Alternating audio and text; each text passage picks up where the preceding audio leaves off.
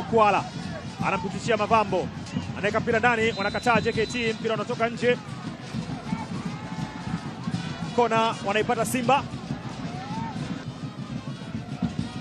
Jean Chala Uwazungusha mpira ndani, wanaupangua Yakub Suleiman. Joshua Mutale anageuka pale pale, Mutale bado yuko na mpira kwa Steven Mukwala. Mukwala Dese kwenye nafasi.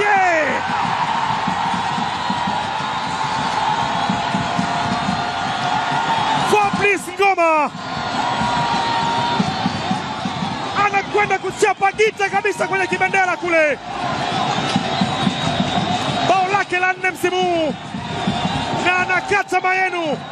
Anaambia mnaona, amepambana kweli kweli kuweka mpira kwenye njia ya Jesse Mukwala. Unazungushwa mpira na Fabrice Ngoma, anatapu ni ndani. Bao la kwanza kwa Simba, ni bao la kuongoza kwenye mchezo huu. Ndio bao la 4 ambalo linampeleka kwenye kibendera Fabrice Ngoma.